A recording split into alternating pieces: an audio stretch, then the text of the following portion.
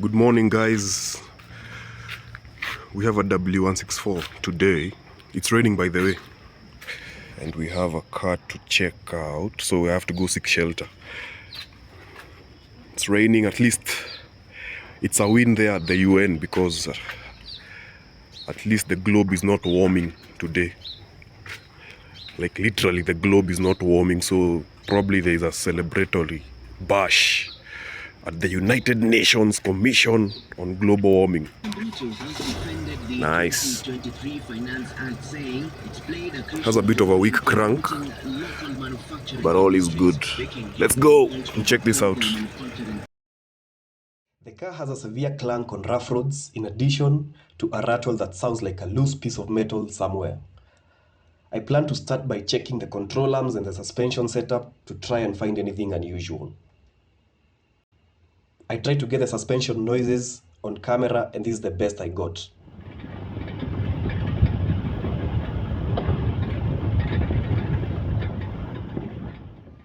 So I have arrived at a place with shelter. So we want to investigate some clanking noises in the suspension. We're going to beat it up somewhere over here, raise the front, take the wheel out, and then we see what's what on both sides.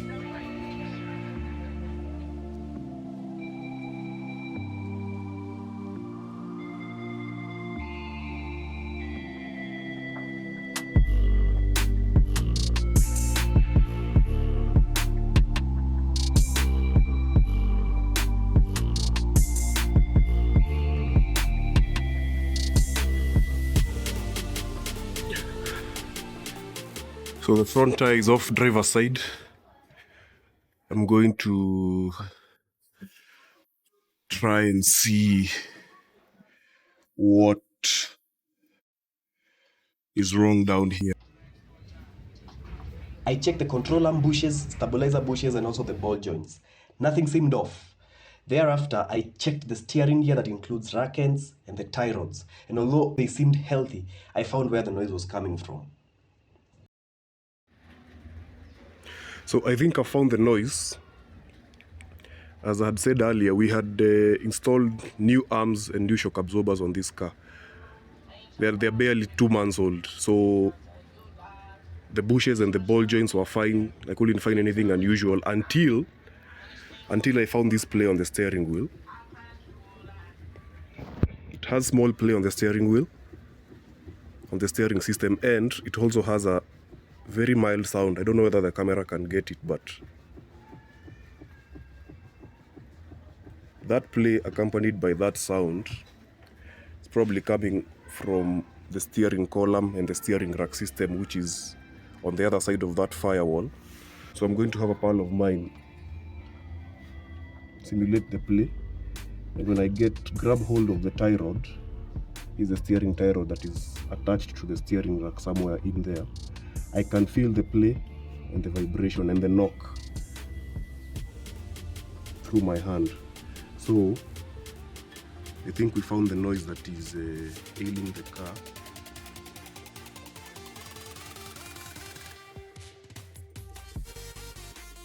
After confirming the steering rack problem, I shifted focus to the air conditioning system. The system was not blowing cold air, and I had to find out why. At this point, instead of concentrating on the problems that I was supposed to be concentrating on, I got distracted by some funny business from Mercedes-Benz. This Mercedes-Benz, they've decided that for me to turn on the air conditioning after I feel a bit hot, I have to turn it very off. So like, it's off now, it's not working. But if I want to turn it on, I should have the mental capacity to know that I should turn it very off so that, voila, so that it can turn on. How interesting is that? Anyway, back to the diagnosis. So what we're going to do, we're going to hook up Msemakweli over here, an Android device that will give us the faults stored in the car's modules. Especially we are especially looking for whether there's probably an error in the AC system, an electrical fault or whatever. So that's what we want to see. You know, just before we suspect or we shift our interests to the AC pump, whether it's kicking in or whether there's a serious leakage of refrigerants or stuff like that, before we suspect or we go to those components, let's see whether we get an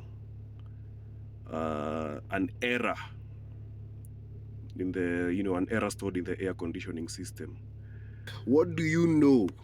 Automatic air conditioning, it has registered quite a few faults over there, so at least it's promising. Let's see what faults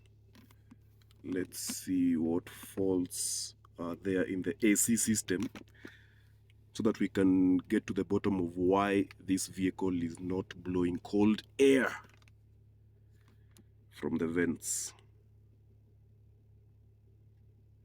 So trouble codes, let's see, we might get an idea. The trouble code of the control module is being updated. Self-test is being performed. To skip self-test. What? What is that?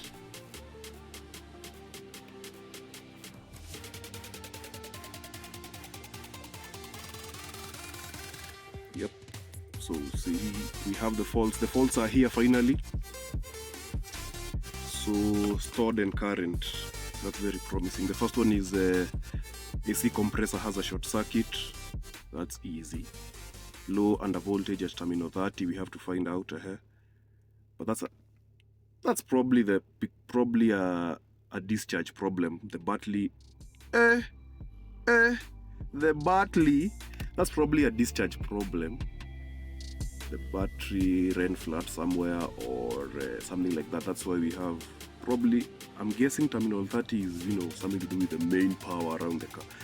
That's a stored event, so it's not even current. We have a short circuit to the pump itself, so that's very promising. Let's get down to the bottom of it. We see the electricals that go to the pump and stuff like that, and then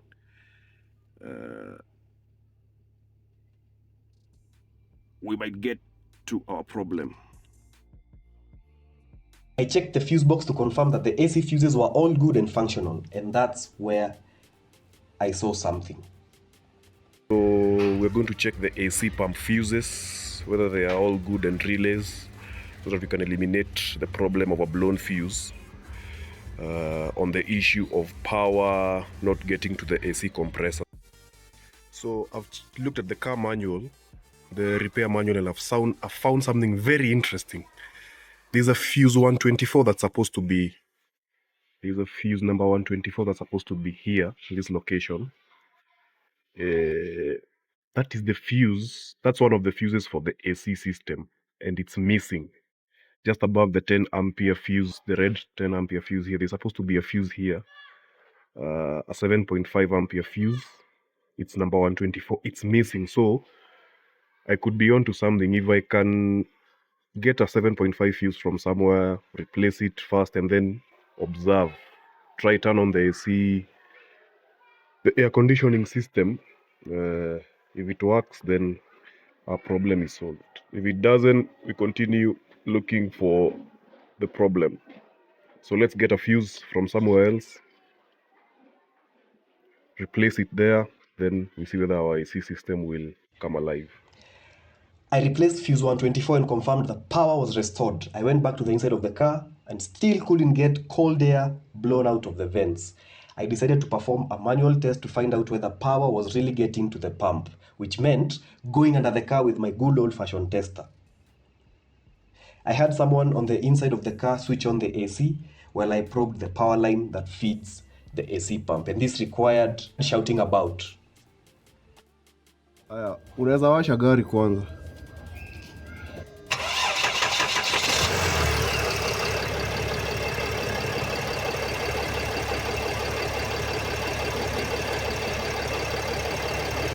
Weka AC na uache AC.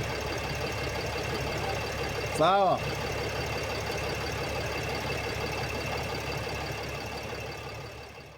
If the tester lights up, then it means power is getting to the pump. The tester lit up very shortly, and I immediately started to suspect one of two things: a voltage drop as a result of high resistance and a poor ground. I cleaned the ground point on the chassis, went back to the car, ran the system again, still couldn't find cold air. This is where things became a bit salty. At this point in the diagnosis, I had a massive brainwave. I thought to try to run the AC system by triggering the air conditioning pump using my diagnosis machine, what mechanics call bidirectional control. By doing so, I managed to create a miracle of epic proportions. So holy shit, guys, when I activate the compressor using the fault reader, and then I put on my AC in the car to the lowest, to the coldest setting, I'm actually getting cold air. That's a hilarious discovery. So it's like I've halfway fixed it, which is probably nonsense talk, but if I activate, so we've confirmed that the AC pump is not activating. So if I activate it, if I trigger it manually using my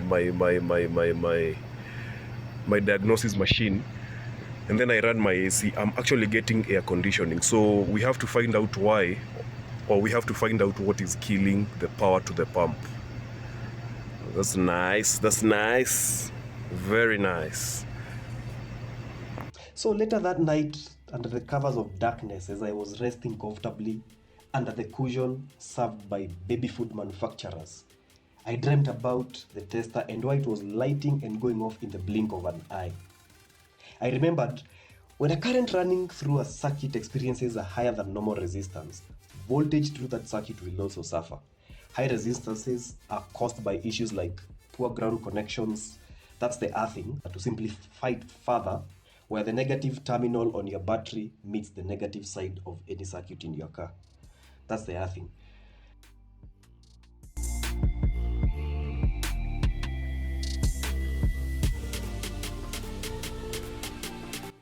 A break in the circuit is also another cause of high resistance. So I awoke after the dream and headed to the garage with yet another brainwave and what I thought was going to be the solution.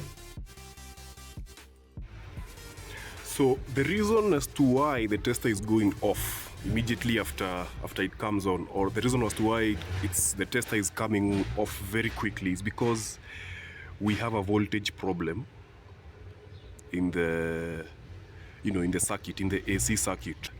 I've introduced a diode.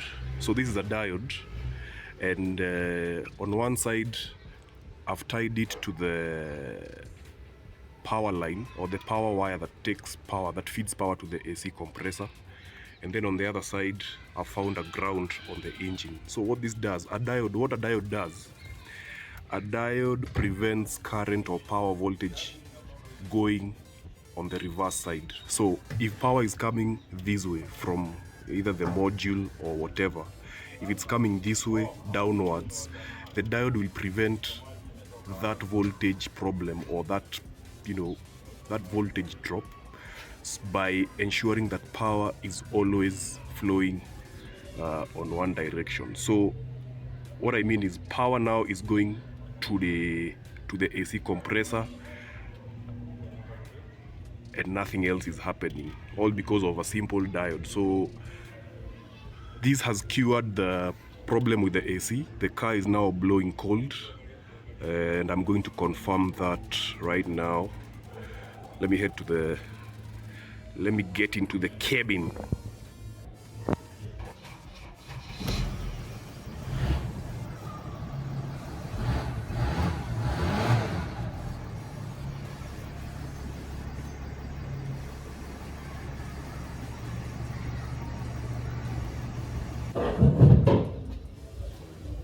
So that's it for today's episode, or whatever it is YouTubers say. So the only thing I've not done is I've not covered the naked wire on the diode with an insulating material. That's what I'm going to do now, and then this car will go back home with a fully functioning AC. So we did it. It's time for a beer, right? So for the suspension noises, I'm going to consult with owner, so that we see what we can work on, the steering and a few other small problems. So if and when I get to, you know, replace the steering rack and check the overall suspension components, I'm going to have a video for that. But for now, it's time to have a beer. Have a lovely time.